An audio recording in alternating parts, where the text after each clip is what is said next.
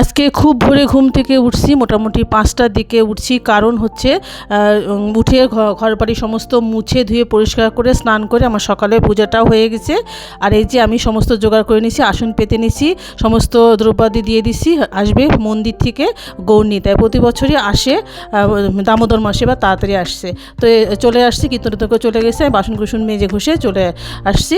তারপরে বড়মশাই বললো শুক্রবার যেহেতু চলো বাইরে নাস্তা করি। এই যে বাইরে পরোটা দিয়ে ডাল ভাজি, ডিম, চা সমস্ত কিছু দিয়ে সুন্দরভাবে নাস্তা করলাম। মেয়ে যায়নি, মেয়ে যদি রাত্রে পড়াশোনা করে, তাই মেয়ের জন্য বাসাতে নিয়ে আসছিলাম। হ্যালো এভরিওয়ান, সবাই কেমন আছো? আশা করি সবাই খুব ভালো আছো। কান্তা ব্লগে তোমাদের সবাইকে স্বাগত।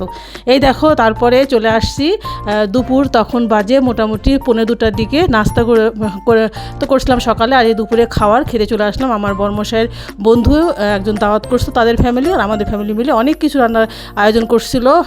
যেহেতু রেস্টুরেন্টে খাওয়াটার আয়োজন করছে, দুপুরে জম্পেশ খাওয়া দাওয়া করলাম। তারপরে বাসা চলে আসছিলাম। বাসাতে এসে রেস্ট নিয়ে গা কাপড় ধুয়ে তারপরে আবার চলে গেছিলাম বজরংবলীর মন্দিরে। ওখানে গিয়ে দেখি যে নাম সংকীর্তন হচ্ছে, তারপর ওইদিকে প্রসাদও সবাই খাওয়াচ্ছে। আমরা প্রসাদ খাইনি, যেহেতু আমরা নিমন্ত্রণ খেয়েছিলাম, আমাদের পেট বেশ ভরাই ছিল। বিকেলের দিকে আর আমাদের খিদে পায়নি, তো আমরা প্রসাদ নিইনি। এদিকে মেলাও বসছিল, মেলা থেকে আমি একটা বজরংবলীর মন্দির একটা মূর্তি নিলাম, খুব ভালো লাগছিল। আর টিপ নিছি। আর এই দেখো বজরংবলীর মন্দির, কত লোকজন আসছে, খুব ভালো লাগছিল। মন্দিরটাও অনেক সুন্দর, বজরংবলী আছে, রাধা মাধব আছে, আর শিব মন্দির আছে। চলো এখনকার মতো টাটা।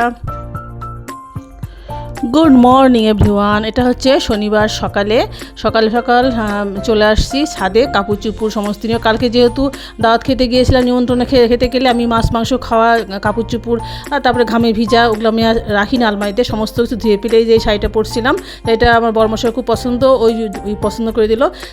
এই যে জুতাগুলো সমস্ত ধুয়ে নিয়ে আসলাম, যত জুতা ছিল র্যাক থেকে সব বের করে নিয়ে আসলাম, ভাবলাম জুতাগুলো ধুয়ে দিই। আর এই যে ছেলে মেয়ে আমাদের সমস্ত জামা কাপড়, বাসি জামা কাপড়, আর তারপরে মেয়ে যে প্রাইভেটে যেত ওর জামা কাপড়, আমার জামা কাপড় মিলে সমস্ত ভাবলাম যে ধুয়ে দিই, যেহেতু আর কদিন মাসে মাত্র নববর্ষের আগ দিয়ে সমস্ত কিছু পরিষ্কার পরিচ্ছন্ন করে ফেলি। তো সকালটা খুব ভালো লাগছে। এখন চলে যাব নিচে গিয়ে ঘর বাড়িগুলো পরিষ্কার করব, মুছে স্নান করে পূজা করে তারপরে চাটা খেয়ে নাস্তা পানি বানাবো।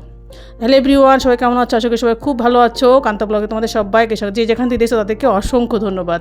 এই দেখো তারপরে চলে আসলাম, যেহেতু শনিবার যথারীতি আমি লবণ জল দিয়ে ঘর বাড়ি সমস্ত মুছে ফেলি, গোছানো তো হয়ে গেছে। এই সমস্ত কিছু মুছে ফেললাম, ফ্যান দিয়ে দিছি তাড়াতাড়ি শুকায় যায়, কারণ ফ্যান না দিলে একটু সময় লাগে শুকাতে। রোদ কিন্তু খুব ভালো আছে, কোনো সমস্যা নেই। তো বাইরেটাও সুন্দর করে মুছে ধুয়ে নিলাম পরিষ্কার, কারণ স্নান করে পূজা করতে যাবো। স্নান পূজা করে চলে আসছি। দেখো এসে, আর যেহেতু শনিবার করে নাকি খিচুড়ি খাওয়া ভালো, তাই আমি প্রত্যেক শনিবার করে মুগের ডালে খিচুড়ি করার চেষ্টা করি। এই তো সবার জন্য বেড়ে নিছি, সবাই এই যে আচার দিয়ে এটা খাবে। আর ভাজি করার সময় নেই, যেহেতু বড়মশাই বললো যে চলে যাবে তাড়াতাড়ি অফিসে, এই জন্য আর ভাজি করলাম না। ছেলে মেয়ে বললো দরকার নেই মা, আচার দিয়ে খেয়ে নেবো। তো চলো আজকের মতো tata, bye bye, good night and sweet dream. যেখান থেকে দেখো তাদেরকে অসংখ্য ধন্যবাদ।